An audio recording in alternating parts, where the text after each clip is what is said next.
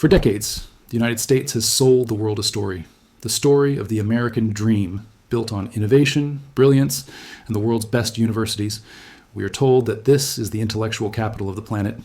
But if you look away from Harvard and Yale and step into the average American public school, you will find a very different reality. A reality of crumbling standards, illiterate graduates, and a system that is actively hiding its own failure.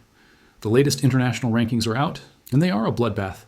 In mathematics, the United States has fallen to historic lows, trailing behind countries like Estonia, Japan, and South Korea by a massive margin. The US spends more money per student than almost any other nation on Earth. So why are American students getting dumber? Today, we are looking at the catastrophic decline of the American education system. We aren't just talking about test scores, we are talking about the end of American competence. Let's start with the cold, hard numbers. Every 3 years, the PISA test measures 15-year-olds around the world in reading, science, and math. It is the Olympics of education. In 2022, American math scores dropped by 13 points. That might sound small, but in the world of statistics, that is a collapse. It erased decades of progress. Today, the average American teenager lacks basic mathematical literacy compared to their peers in Shanghai or Singapore. But here's the paradox. The United States spends approximately $16,000 to $19,000 per student per year. That is vastly more than other developed nations. So if money isn't the problem, what is? The answer lies in how that money is used. In the US, a massive percentage of funding doesn't go to teachers or books, it goes to administration. The bureaucracy of American education has bloated by over 80% in the last few decades, while teacher salaries have barely moved. We are funding the machine, not the minds. To understand why the national average is dropping, you have to understand a uniquely American flaw: property taxes. In most of the world, schools are funded centrally. A student in a poor village gets roughly the same resources as a student in the capital. In the US, schools are funded by local property taxes. If you live in a wealthy neighborhood with expensive houses, your local school is a palace. It has robotics labs, AP classes, and highly paid teachers. If you live 10 minutes away in a poor neighborhood, your school is falling apart. This creates a caste system. The US doesn't have one education system, it has two.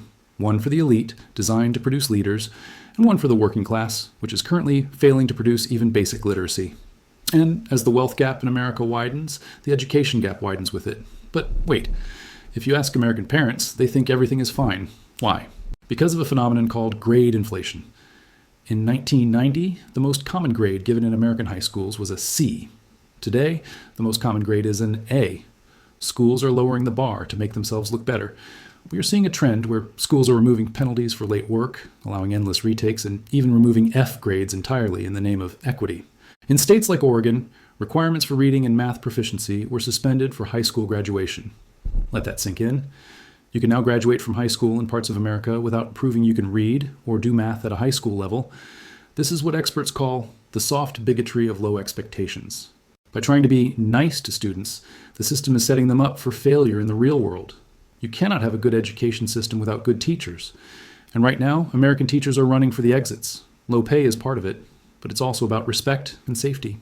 Behavioral issues in American classrooms have skyrocketed. Teachers report being afraid of their students, dealing with constant disruptions, and receiving zero support from administrators who just want to keep the graduation numbers high. When the competent teachers leave, who replaces them? In many states, they are lowering the requirements to become a teacher just to put a warm body in the room. It is a death spiral. Lower quality teachers lead to lower quality students who become the next generation of uneducated citizens. History tells us that empires rarely fall because of invasion. They rot from within.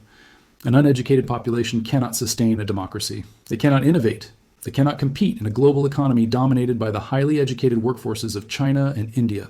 The United States is currently coasting on the momentum of the past. It is importing brain power from other countries to fill the gaps in its own workforce. But that is not a sustainable strategy. The drop in these rankings is not just a statistic. It is a warning siren. If the US does not fix its schools by prioritizing rigor over comfort and competence over bureaucracy, the next generation won't just be less educated. They will be irrelevant. What was your experience in school? Did you feel challenged, or was it just a participation trophy? Let me know in the comments.